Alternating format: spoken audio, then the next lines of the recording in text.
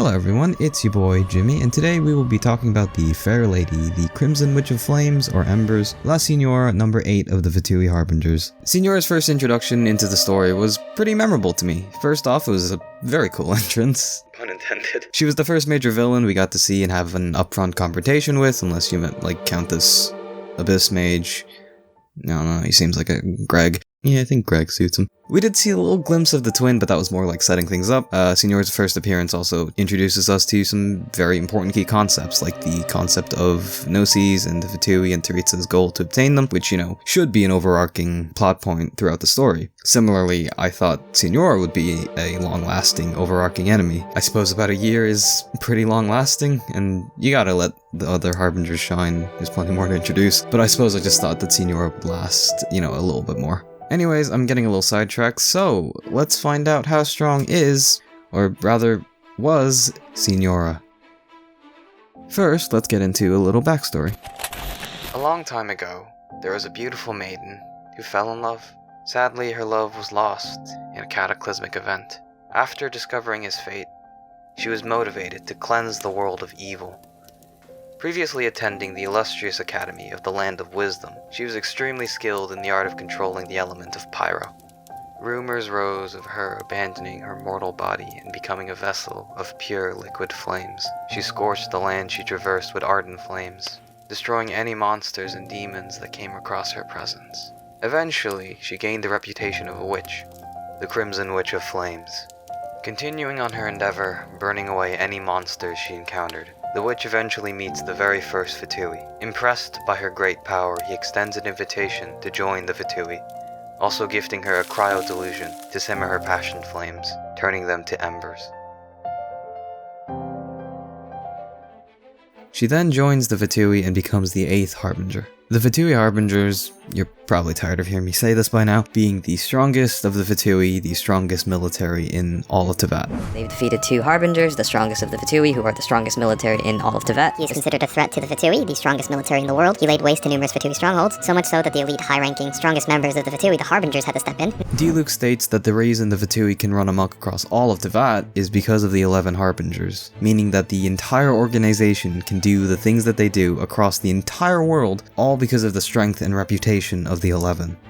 Signora is eventually sent to Mondstadt to claim the Animal Archon's Gnosis. She catches Venti off guard, which is pretty impressive, but this obviously does not mean that she can beat him. If Venti was going all out, there would be a Mondstadt-shaped hole in Signora. But still, Venti is the literal god of wind and is pretty fast and can fly and teleport, so catching him off guard is actually pretty impressive, and freezing his legs is actually very clever. Later on, Signora is sent to Inazuma and briefly faces off against Kujo Sara, a Tengu warrior, the general of the Shogun's army, someone who trains 10 times tougher than the average Inazuman soldier, and has been equated to the lightning to the Raiden Shogun's thunder, and Signora seemingly quite easily dispatches of her. A good way to see how strong Signora is to compare her to Childe or Tartaglia, or whatever you want to call him. I will call him a series of nicknames that will get worse as the video progresses until I run out of thinking brain power. Until I can't think of any more. So, was Signora stronger than Tartaglia? Well, there's a short answer and a long answer. The long answer kinda leapfrogs into how strong she is in general, and the short answer is the short answer. So here's the long version. So there's a few ways to figure this out. The first way is just narratively. Childe is someone who only really respects power and strength, like when they're putting on a friendly facade around the Traveler until their fight, where he begins to talk down to them until they defeat him, and he begins treating them differently, becoming more honest and genuinely considering the Traveler a friend and even respecting their secrets. So the fact that Tarly would still follow Signora's orders despite not liking her tactics kind of implies that she is stronger than him, or at least just strong in his eyes. Another thing is, it just kind of makes logical sense. Childers is a very impressive individual, but he is still human and has only lived a normal fraction of a normal human lifespan, while Signora has been around for at least 500 years. So it would just make more sense that she is stronger. And lastly, Signora just blatantly fights a stronger Traveler than Appletart. After the fight in Liyue, Teucer's brother says that the Traveler is stronger than when they met Signora in Mondstadt, and the Traveler says to themselves they are gathering the power of the 7 elements and gradually regaining their original power. So from this, we can see that the Traveler, every time they get a new element, gets at least 1/7 stronger. So the Traveler with Geo and Animo was able to defeat Tarly, struggling a little bit, and later on when the Traveler gains Electro, they get 1/7 stronger. So from this we can see that Signora would definitely be able to defeat just Animo Traveler. Our pal was held back by 2 normal Fatui agents. Not the greatest showing in the grand scheme of things. She would more than likely be able to defeat Geo and Animo Traveler, because even after knowing they defeated number 11, Signora still believes that there's a big difference between them in terms of strength. And then lastly, obviously Inazuma Traveler beats Signora.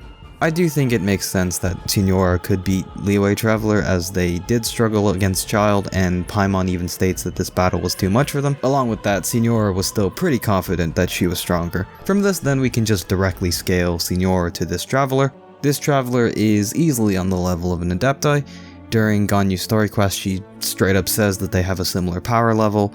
They keep up with Ganyu's Adeptus training and training from Xiao. The Traveler is probably closer in power to Ganyu and weaker than Xiao, as Xiao says to speak his name if the Traveler is ever in trouble, implying that he is stronger because, you know, he would need to be to get them out of trouble. They would still be on Ganyu's level though, Ganyu being over 3,000 years old, raised and trained by Adepti, including Rex Lapis, the prime of the Adepti. She fought in the Archon War and was so strong she killed a monster with just her thick waist.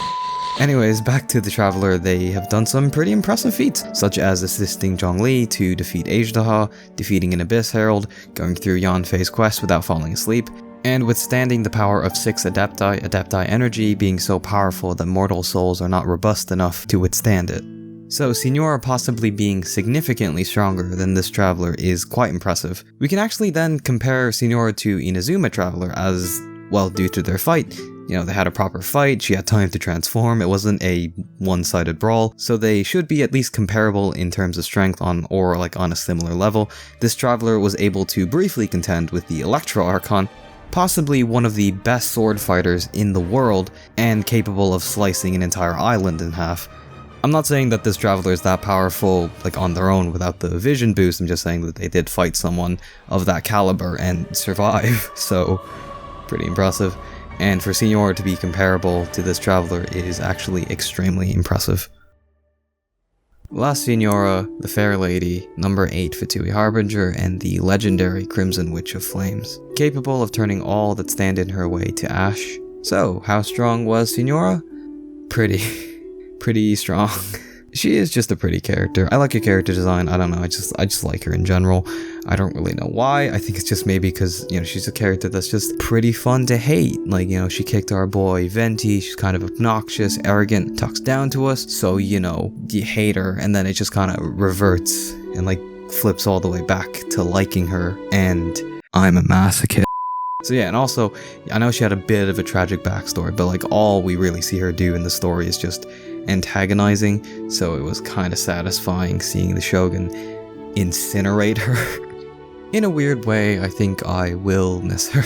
I just thought she was kind of cool, pun intended again, and the Harbingers in general are just, I think they're all going to be very interesting characters, from the ones we've already seen, they're all really good and, interesting. I'm excited to make videos on them. So, when Childe inevitably dies, you can look out for my video.